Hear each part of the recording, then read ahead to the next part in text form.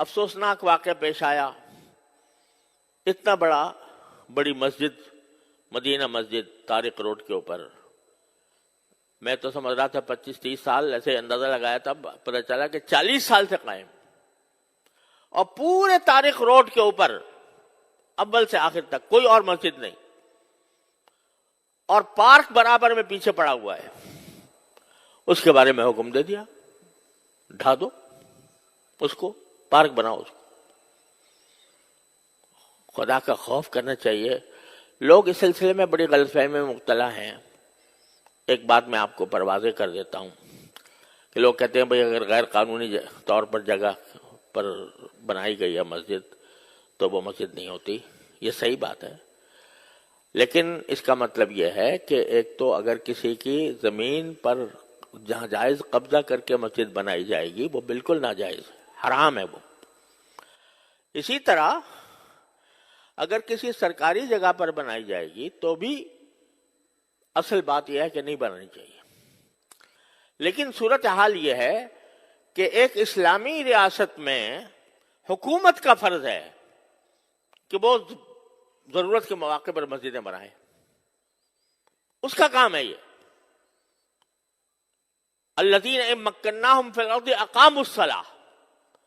اللہ تعالیٰ فرماتے ہیں کہ جب مسلمانوں کو اقتدار نصیب ہو تو پہلا کام ان کا یہ ہے کہ نماز قائم کرنے کے لیے جگہ بنائیں، نماز قائم کریں.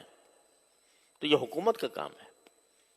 لیکن اگر حکومت پہلو تہی کر رہی ہے، آپ بتائیے، خود سوچ کے بتائیے کہ سارے ملک میں یا اپنے شہر کی بات کر لیجئے، کوئی ایک مسجد بتا دیں جو حکومت نے بنائی ہو،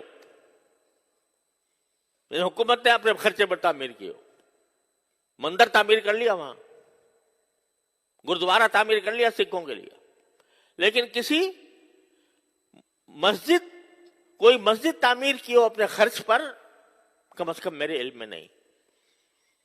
تو جب حکومت کوتاہی کر رہی ہے اپنے اس فریضے میں تو کیا مسجدوں سے خالی ہو جائیں شہر؟ اس صورت میں اگر مسلمان کسی ایسی جگہ پر جو کسی کی ملکیت نہیں ہے، سرکاری ہی صحیح، وہاں پر اگر وہ مسجد تعمیر کرتے ہیں یہ ان کا فریضہ ہے. اگر حکومت نہیں کر رہی تو مسلمانوں کا فریضہ ہے کہ مسجدیں بنائیں. اب اس جگہ کہیں دور دور تک پورے شہر، پورے اس میں مسجد نہیں تھی، اور پھر بھی ایسا نہیں ہے کہ ویسے ہی قبضہ کر کے راتوں رات مسجد تعمیر کر دی گئی ہو. واقعہ یہ ہے کہ وہ اس کے لیے انہوں نے سوسائٹی کی اجازت لی، بلڈنگ کنٹرول اتھارٹی سے نقشہ پاس کرایا، اور اس کے بعد وہ مسجد بنی، اور 40 سال سے چلی آ رہی ہے.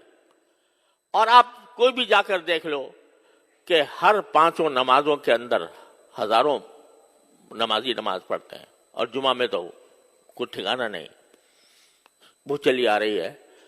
آپ کہتے ہیں یہ پارک کی جگہ تھی. ارے بھائی پارک کی جگہ تھی، 40 سال نظر نہیں آیا. جن لوگوں نے این او سی دیا وہ کیسے دیا، اور جن لوگوں نے نقشہ پاس کیا وہ کیسے پاس کیا؟ آپ 40 سال کے بعد آ کر کہتے ہیں کہ یہ غیر قانونی ہے. اور میں نے وہ فیصلہ دیکھا جس فیصلے کے تحت یہ بات کہی گئی ہے. افسوس ہوتا ہے کہ اتنا بڑا مسئلہ، اور مشکل سے میرے خیال میں 20 سطروں میں لکھا گیا ہے، 22 سطروں میں. صرف اتنا ہے کہ کمیٹی کا ایک ممبر ہمارے سامنے پیش ہوا، اور اس سے ہم نے پوچھا کہ بھئی اس کی کیا قانونی کوئی اجازت آپ کے پاس ہے؟ اس نے کہا جی میرے پاس تو نہیں ہے. اب ایک ممبر ہے کمیٹی کا، کوئی صدر بھی نہیں، سیکریٹری بھی نہیں، مسجد کا متولی بھی نہیں. اس سے پوچھ لیا، اس نے کہا جی میرے پاس تو نہیں ہے. کہنے کا معلوم ہو گیا کہ کوئی نہیں ہے، لہذا اس کو 1 ہفتے کے اندر ختم کر دو. تو بڑا افسوسناک قسم کی بات ہے. اور عدالتی آداب کے بھی، عدالتی جو طریقہ کار ہوتے ہیں اس کی بھی پوری رعایت نہیں کی گئی. تو ان کا فرض ہے کہ وہ اس پر نظر ثانی کر کے اس فیصلے کو واپس لیں. اور اس کے بارے میں آواز اٹھانا یہ صرف علماء کا کام نہیں ہے.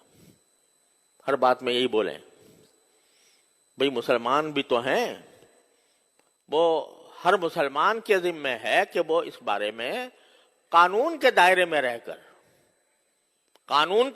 رہ کر، لا قانونیت ہم نہیں چاہتے، ہم نے کبھی بھی لا قانونیت کی ترغیب نہیں دی، لیکن قانون کے دائرے میں رہتے ہوئے اس کے خلاف آواز بھی اٹھائیں، اور جو عدالتی طریقہ کار ہے نظر ثانی کا، وہ نظر ثانی کا طریقہ اختیار کریں۔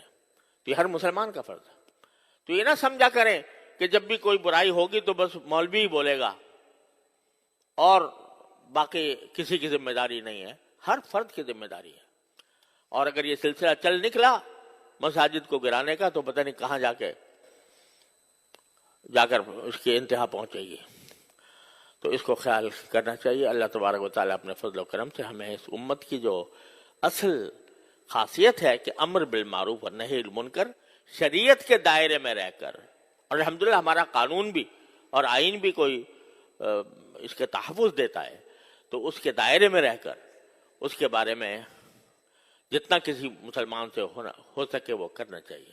وآخر دعوانا الحمدللہ۔